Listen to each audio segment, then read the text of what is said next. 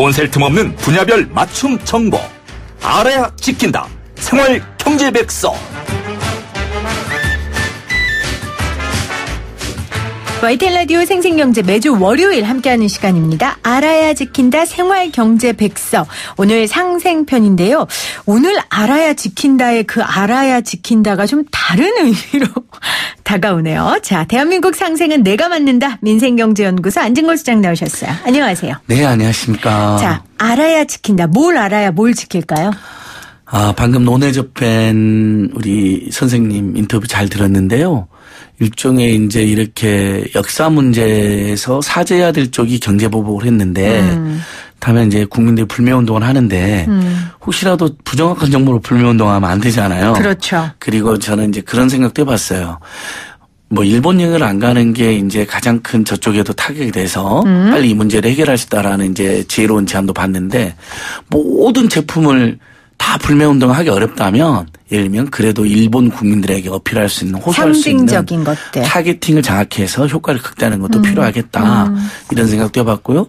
거기에다가 해필이면 한국에 진출했는 어떤 일본계 기업인데 한국 국민들한테 횡포나 갑질을 하고 있는 곳이다 하면 그건 우리가 일반적으로 세계적인 보편성을 지니잖아요. 그러니까 예를 들면 노동자를 너무 함부로 탄압한다든지 아니면 너무 폭리를 하고 있다든지 아니면 한국의 서민들을 악용하고 있다든지 이런 거 있으면 그런 정보는 들이대 저는 다만 그런 불구하고 최종적인 판단은 우리 국민들과 청취자들께서 알아서 하실 분이라고 생각을 해요. 함께 하자고 제안은 드리지만 사정상 일본에 잠깐 갔다 오시는 분도 있잖아요. 이제 그것까지도 제가 너무 매도할 필요는 없으니까. 지금 앞서 인터뷰한 우리 김병규 씨도 불매운동을 강요할 수는 없다. 맞습니다. 그렇지만 하는 사람들을 또 비난할 필요는 없고요. 우리가 정확한 정보를 여러분들한테 들으면 본인의 상황과 본인의 판단에 따라 하시면 됩니다. 자, 그래서 오늘 갖고 오신 게 일본계 대부업체예요. 예, 맞습니다. 지금 일본계 대부업체가 어떤 기관들이 있습니까? 아주 많습니다. 뭐 대표적으로 러시안 캐시는 이제 우리 국민들에게 널리 알려져 있잖아요. 네. 심지어 오케이 저축은행을 인수까지도 했는데요. 그 외에도 이제 러시안 캐시 이제 회사 이름이 아프로 파이낸셜 대부입니다. 네. 참고로 대부업체들은 반드시 대부라는 말을 쓰게 되어 있습니다. 산화대부, 미지사랑대부, 리드코프, 온캐싱 대부가 유명한 일본계 대부업체들이죠. 그래서 우리나라에 19개나 지금 영업을 하고 있습니다. 네. 19개요. 그러니까 최대 주주 국적이 일본인인 대부업체입니까? 그렇게 정의를 하면 돼요? 맞습니다. 근데 여기서 이제 우리는 일반적으로도 우리 생생경제에서도 예를 들면 아주 궁박하고 공공한 처지 있는 서민들이 급전이 필요해서 대부업체를 찾아가잖아요.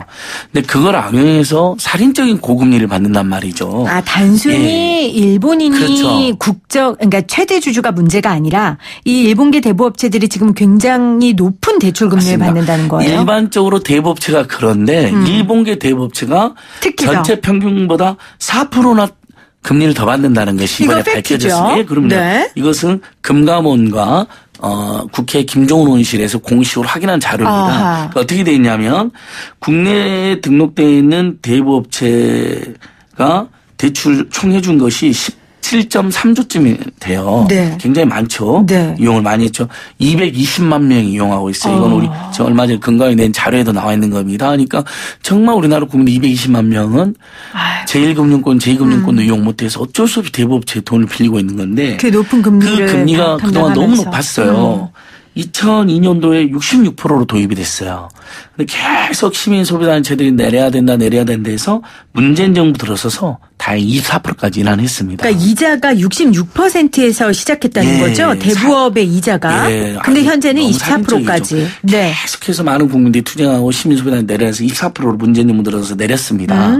근데 자 여기서 일본계 대부업체들의 평균 19개 대부 금리가 23.3%입니다. 네. 거의 사실상 최고 금리를 다 받아내는 거죠, 우리 서민들한테. 근데 국내 등록 대부업체들 평균은 19%이거든요. 19%. 그러니까 이건 뭘 의미하냐면 만약에 일본 대부업체를 빼고 국내 대부업체를 하면 평균 금리가 더 떨어지겠죠. 그래서 이제 여기서 저는 우리 청취자들이 이런 제안을 드리고 싶은 거예요. 만약에 우리가 일본 불매운동 꼭 해야 될 상황이고 일본 여행 거부가 가장 좋은 효과가 있다고 흔히들 이야기하는데 만약에 사실 대부업체를 이용하지 않는 게 저는 제일 좋다고 생각하고 많은 소비자단체들 언젠가 대부업체는 없어지고 제1금융권에 합수가 돼야 된다. 네. 저금리나 중저금리로 돈을 빌려야지 이렇게 산적 고금리로 빌리면 빚의 수렁에 빠지거든요. 그래서 청취자들께서 기억하실 거예요. 영화 화차라든지 피에타 또는 뭐 우리 주변에 좀 불법 채권 추심으로 인해서 뭐 사람을 잡아다가 뭐 신체 포기각세를 받아냈다든지 네. 그런 일들이 끊임이 벌어진 거거든요. IMF 이후에. IMF 때 최고 고금리 정책을 펼치면서 이자 제한법을 없애라면서 이제 벌어진 이제 살벌한 풍경인데요. 그렇다면 결국 우리 국민들께서 이왕 쓰는 거 만약에 안 쓰는 게 제일 좋지만 어쩔 수 해야 될 상황이면 차라리 금리가 더 낮은 국내 대부업체를 찾아서 쓰는 게 일본계가 아니라 한국계 대부업체를 찾아서 쓰는 게 더 낫다. 이게 이제 자연스럽게 불명동동 되면서 네. 서민 경제를 지키는 사회정의도 부합한 활동이 된다는 면에서 설득력을 더 가진다라고 보여집니다.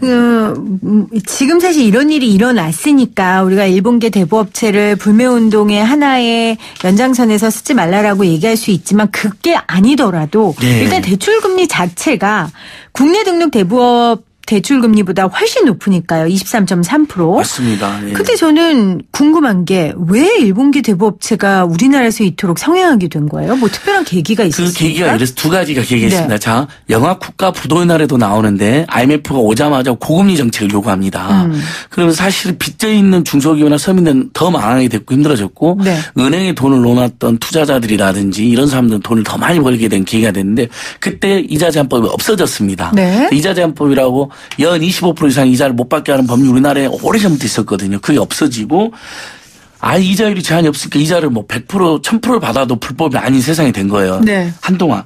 그래서 그게 너무나 문제가 되니까 2002년도에 많은 시민소비단체 나서서 대법법을 만들어서 66% 제한이 됐는데 이 66%도 엄청난 고금리잖아요. 그럼요. 100만 원 빌려도 66만 원을 받았다는 세상에. 거거든요.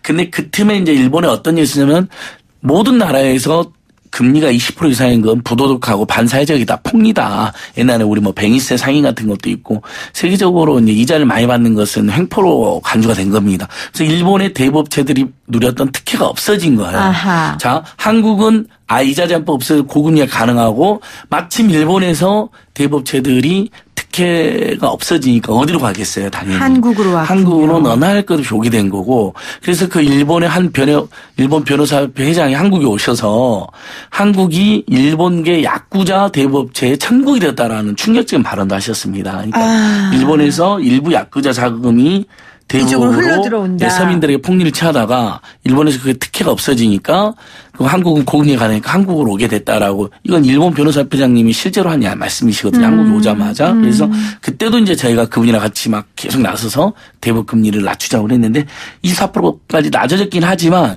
이게 세계적으로는 대부분 20% 이상을 못 받거든요, 이자를. 네. 우리 여전히 24%까지 받으니까 19개나 들어와 있고 그렇게 해서 돈을 얼마나 벌었냐면요. 자. 대출 잔액이 총 17조 중에서 39%가 일본계 대출 잔액입니다. 한 6.6조인데. 네. 이런 러시안 캐시 계열 같은 경우도 영업이익이 1,000억 안팎을 계속 기록했었고요.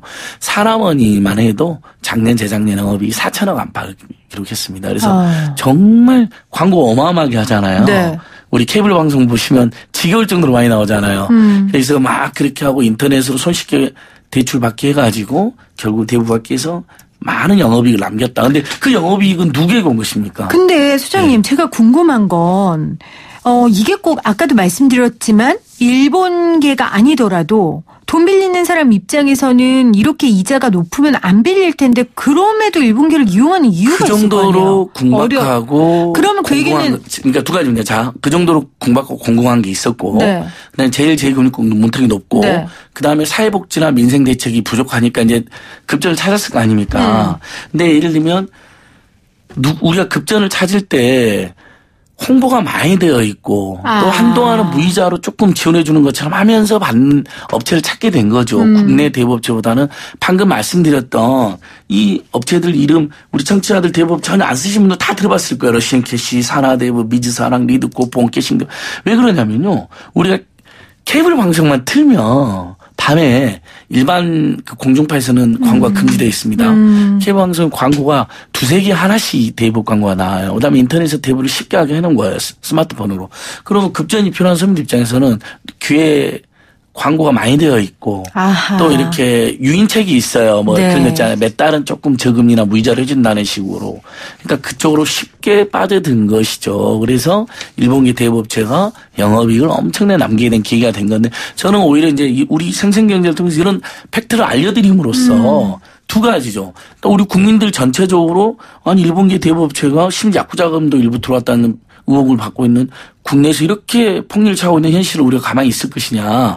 두 번째, 그럼에도 불구하고 급전이 필요해서 대부업체를 쓰셔야 되는 분들이 있습니다. 안타깝게 그럼요. 있는데. 그런 사람들은 얼마나 사정이 급하냐면 그러니까요. 제가 만약에 그 사정이면 저는 일본계 업체라도 이 돈을 급박한 상황이 더 크다면 빌릴 수밖에 없어요. 저희도 그럴 거예요. 이거는 비난할 수 있는 게 아니에요. 그러니까요. 네. 그런데 다만 이제 일본계가 이제 19개로 아까 말씀드렸잖아요. 네. 대표적인 데까지. 근데 우리나라에 지금 등록된 대부업체 수가 8,310개나 됩니다. 그리고 아까 말씀드린 대출 잔액이 17조나 된다 그랬잖아요. 그러니까 이건 이제 금감원에 나와 있는 공시 자료거든요. 네. 그래서 급한 건 알겠는데 언론에 자주 나오고 마치 무이자인 것처럼 막 무를 내세워서 막 광고하는데 그런 데가 오히려 금리 훨씬 폭이라는 게 지금 통계상으로 확인이 됐다. 네. 그러니까 차라리 그 같은 대부업체도 한국계이고 금리가 더 낮은 데를 조금 더 차분하게 찾아서 가시라는 권고도 지금 드리는 그렇죠. 거예요. 그러니까 220만 명이나 지금 이용하고 계시니까 네. 그중에 40%는 지금 일본계를 이용하고 계신 거로 보이거든요. 최소. 그러니까 네. 그것은 어쨌든 불매운동과 연동이 됐던 아니면 나는 내가 돈을 빌리는 서민 입장에서도 꼭 불매운동과 상관없이도 우리 금리 1% 2% 0. 몇 프로 얼마 찾아다니니까 그럼요. 예금할 때나 빌릴 네. 때 그런 것처럼 좀 발품 팔아서 그래도 상대적으로 낮은 대부금리. 그다음에 하나 더 공고드리면 최근엔 정부나 지자체나 또는 시민단체들이 협동조합을 만들어서 조금 더 저금리로 빌려주는 네. 그 이른바 공적 대부 기관이 많이 늘어났잖아요. 무슨 서민금융진흥원이라든지 이런 데를 미리 찾아뵈서 대법체까지 안 가는 게 가장 좋다. 이런 의견도 그렇죠. 들어봅니다. 그러니까 결국은 궁극적으로는 서민들이 돈이 필요하고 그 큰 돈 빌리는 곳이 없을 때 정부에서 도와주거나 아니면 그런 상황을 만들지 않도록 여러 가지 사각지대들을 복지라는 제도를 통해서 맞습니다. 메꿔줘야 되는 게 중요한데요. 그게 또 현실적으로 100% 다 가능하지는 않으니까요. 그래서 여러분들이 좀 이런 얘기들을 평소에 들으시면 급할 때 그래도 이게 생각이 나실 거예요. 예, 그래서 그럼요. 저희가 꼭 일본계여서 대부업체 쓰지 말라는 게 아니라 조금이라도 이자가 낮고 그리고 조금 더 안전하게 쓸 수 있는 그런 업체들을 이용하라는 뜻으로 저희가 마련한 인터뷰고요. 그 대부업 연체 이자율 제한이 조금 더 강화됐다고 들었는데요. 요것은 일반 금융 상식입니다. 네. 자, 우리가 대부업에서 돈 빌리신 분에도 우리나라 국민들이 지금 1,500조 넘는 가계부채를 가지고 있잖아요. 네. 그럼 이자에 다 시달리고 있단 말이죠. 근데 혹시라도 연체하는 경우 있잖아요. 정말 어쩔 수 없이. 근데 옛날에 연체 이자를 막 4% 10% 만들어 받았어요. 근데 자, 문재인 정부에서 법이 바뀌어가지고 대부업까지 포함해서 모든 연체이자를 이제 3%를 초과해서 못 받게 바뀌었습니다. 네. 내가 이자가 10%였다. 그럼 13%만 받을 수 있는 거예요. 연체를 하게 되면. 네. 그러니까 그 이상은 그러니까 예를 들면 이자제한법이나 대부업법을 위반한 24% 이상의 이자 계약은 다 무효고 돌려받을 수 있고 네. 그다음에 연체이자율도 혹시 3% 이상 냈다. 초과를 해서 냈다. 이 부분도 다 불법이고 돌려받을 수 있습니다. 네. 3%까지 어쩔 수 없이 낸다 하더라도 그러니까 이것도 소비자들께서 꼭 기억해 두셨다가 금융권에서 혹시 일부 금융권에서 폭리나 횡포를 취하면 당국에 신고도 하고 추가로 더 낸 이자는 돌려받을 수 있다는 점 네. 말씀드리고 저는 그래서 또 한 가지 말씀드리면 24% 대부금리가 너무 높다. 다른 나라들처럼 20% 이하로는 떨어져야 된다. 그러다 보면 예를 들면 이렇게 살인적 고금리 시달리는 서민들의 고통이 줄어들겠죠. 근데 이제 아까 이제 이런 반론이 있을 수 있잖아요.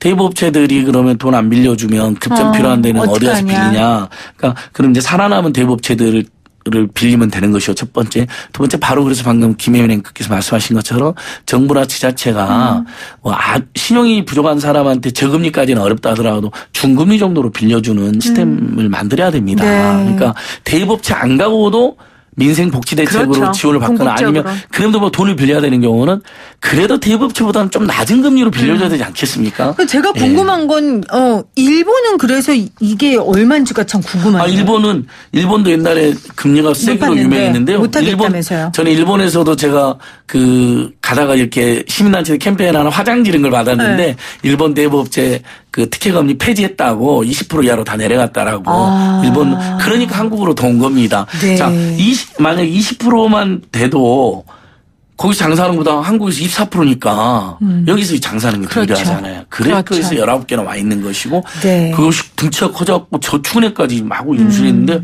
여기 오기 전에 우리 사무금융노조에서도 제가 이제 이런 방송 준비한다니까 이제 연락을 네. 주셨는데 이제 일본계 저축은행 중에는 SBI, JT 친해은행, OSB, OK 저축은행 이렇게 있어요. 근데 저축은행은 또 대부업체가 다르니까 이미 예금 넣으신 분도 있으니까 그렇죠. 우리가 함부로 불매하자고 이제 제안드리는 어려움이 있을 텐데 다만 사무금융노조에서 말씀 주신 JT나 JT 친해저축은행이 한국에 와서 많은 돈을 벌면서도 노조를 탄압하는 그런 문제도 있다는 지적도 꼭 해달라는 의견도 주셨어요. 그러니까 네. 좋습니다. 한국에 오실 수 있다고 봐요, 저는. 근데 다른 대부업체에서 더 폭리를 취하고 더 노조를 탄압하고 노동자들을 홀대한다면 그건 우리 국민들의 지탄과 불매의 대상이 될 수 있다. 네. 이 점은 아마 많은 청취자들께서도 공감해 주실 거라 생각해요. 네.